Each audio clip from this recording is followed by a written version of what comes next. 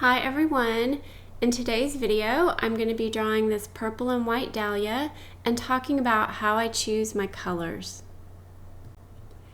Here you can see me getting started on the drawing. I've got my reference image on the left and I'm working on the drawing here on the right. And I'll keep this side-by-side format throughout the whole video so you can watch this drawing come to life next to the reference image, which I think is kind of helpful. For this drawing, I was working with Prismacolor and Polychromos pencils on Legion Rising Museum mount board 2-ply, and I will be blending the pencil with Utrecht Nude odorless paint thinner. And as I draw, I'm going to be talking about the process that I use to choose my colors. It's a subject that I've been thinking about a lot, and over on Patreon, I recently did a 3-part series on color confidence where I went into detail about how I choose the colors for my drawings. And I used this dahlia as part of the demonstration for those videos. And then I decided to go ahead and create a standalone tutorial for this drawing on Patreon because I think it's really pretty and I was happy with the way it turned out. So as I'm drawing this, I'm going to be focusing on one of the most important and often stressful parts of drawing with colored pencils, which is choosing colors, and more specifically, understanding the difference between color matching and working from a color palette.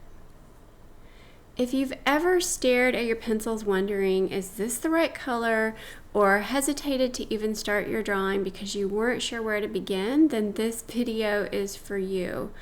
I am going to walk you through my process and show you how you can build confidence in your color choices without obsessing over a perfect match.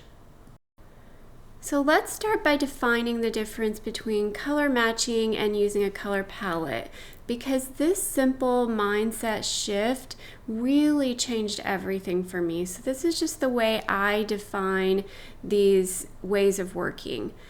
So color matching is when you try to match the exact color from your reference image. You look at each area, identify the precise hue, and try to recreate it using your pencils or combinations of them. Now this sounds really logical, right? But in practice, it can be very frustrating. You can spend hours blending and testing swatches and still not get it exactly right. And on top of that, colors can look different on different screens and in different lighting. It's really tedious, time-consuming, and for most drawings, it really just doesn't matter. Instead, I like to work from a color palette, and this means I select a group of pencils that look really good together and are close enough to what I see in the reference. I make sure I have a good range of shadows, midtones, and highlights. And I always like to say, if the palette looks good on paper, then it's going to look good on the drawing. This approach is not only easier, but it gives your drawing a cohesive, intentional look, and it allows you to get started with confidence rather than hesitation. So how do I actually choose which colors to start with? I always begin by comparing my reference image to my palette and then picking the closest match. Not perfect, but just close, and that's usually enough. I usually spend maybe an hour working on this initial palette, and I do try to get it again as close as I can, knowing that I'm going to be working from it for the entire drawing. But once I'm done creating the color palette, then I really don't have to focus so much on the exact colors anymore. I can just start drawing, and it relieves a lot of pressure and anxiety, I think, from that color matching process. And after I have the palette finalized, I'm ready to go ahead and start drawing. And here is the order that I like to work in. I typically start with the shadows because those are really going to define the structure. Then I move to the highlights, And finally, I finish with the midtones because they just tie everything together. This is the step that I call blocking in, and it forms your base layer. Throughout this process, I'm still working with really light pressure so that I can layer and adjust later as needed. So let me break this down just a little bit farther. Say I'm starting to work on a petal like the one you can see me working on here. So what I'll do is I'll look over at the reference image and say I'm going to start in the shadows. So I'm going to look over at my palette. I'm just going to pick the closest pencil, so the closest match, and it's not going to be a perfect match. And then I'll adjust from there. So I'll look at my drawing and I'll think, well, this needs to be a little warmer or a little cooler, or maybe the value needs to be a little darker. So I'll go to the palette and I'll pick the next best option to mix in with the first pencil that I put down. And this is a process that I'm doing very quickly. I'm not overthinking it. I'm just going to grab the next closest pencil and I'm going to keep layering as I go. When I'm layering one color over another, I'm essentially mixing the colors on the paper. So to bring it back to this drawing specifically, for example, I might initially start with a warmer purple, like something that's leaning a little reddish or maybe more pink, and then decide, that's too red and I need to cool that down. So I'll bring something in that is leaning a little bit more toward the blues. So I just work back and forth that way. I'm typically considering 3 different things. I'm going to be considering the values, the temperature, and the overall harmony. And of these 3, I really feel like value is just so important. So is it light enough? Is it dark enough? And I'm going to mix in darker or lighter tones to adjust. And again, this is the number one thing that you need to consider way more than the actual color itself. I'm also really thinking about the temperature. So is this too warm or too cool? And I'll use the opposite pencils to balance that out.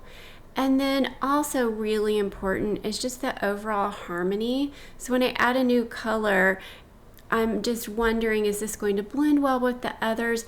Or if I am deliberately trying to bring in a color that's going to add some contrast, like for example with this purple and white, we've got that bright orange center. So it's not necessarily blending well with the purple and white, but it adds interest and it's working in this case. So when you're adding different colors that don't necessarily match your palette, you want to do that deliberately and not just accidentally.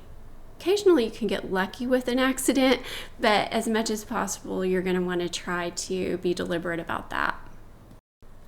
So next I'm going to answer a few questions that you might have, or questions that come up a lot. And one is if the order of your layers matter. And the answer to this is going to be yes and no. Typically, the first color you lay down grabs the most pigment because the tooth of the paper is still fresh. So that color will have more influence. But I don't really let this slow me down. I still just pick the best match and adjust layer as needed. And there are other factors that are going to influence the layering process. So things like the brand of pencil you're using. So for example, maybe I'm layering a Prismacolor on top of a polychromos. Well, the Prismacolor probably is going to come off stronger because this is a waxier pencil, and so it just deposits more pigment per layer. Also, obviously, if you're layering a dark color on top of a light color, then that could cover that up. What I like to do is just continue to layer back and forth until I have blended and I'm on my final layers, and that's when I'll really commit to a color. And then that final top color that I put down also has a lot of influence in the overall final color. Another question that you might ask is, what if none of the colors on your palette even feel close to the reference image? And there are 3 different ways you can approach this. First, you can just use the closest color anyway.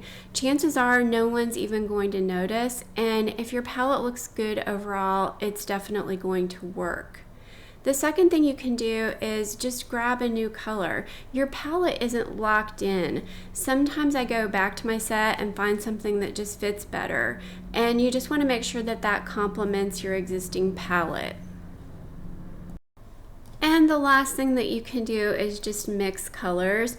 This is typically my go-to. I'll layer one pencil over another just to adjust the hue or value or temperature. I do this all day long, sometimes just experimenting until I figure out what works. So don't panic when you hit sort of an outlier in your reference. There's always a way to work with it. So if you're asking yourself, what color should I use? This is a formula that I think can help. First, create a palette at the start of your drawing process. Then, as you start to work, choose the closest match from the palette. Don't stress about exact matches at this point. Just continue to build and layer until the drawing looks good. You're going to want to layer and mix and adjust as you go. And another thing to really keep in mind is focus on that value over color always. So if in doubt, always choose the pencil that's going to be a closer match in value rather than color. So if you want to learn more about the process I use to choose my colors and creating a palette, matching colors, and just my layering process in general, you can find the 3 tip videos that I created on this topic over on Patreon. It's the Color Confidence series of 3 tip videos. And like I said, I used this drawing in the demonstration for those videos. And you can also find this entire video, so the drawing that I've been working on right now, you can find that over on Patreon as well. This is a 2-part drawing series where I focus more on how I drew this actual flower. So those videos plus hundreds more are available right now on my membership. I hope you found this helpful, but if you have any questions about my process or about colored pencil drawing in general, please feel free to leave those in the comments and I will be happy to answer them. Thanks so much for watching, everybody. Bye.